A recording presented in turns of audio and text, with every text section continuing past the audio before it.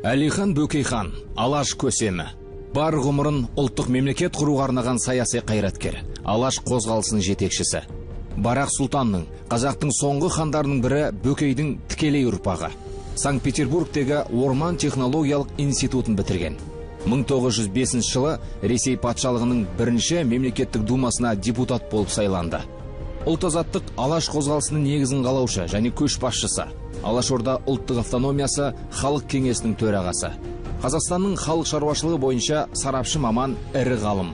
Сондай-ақ экономист, тарихшы, этнограф, әдебиеттанушы ретінде танылды.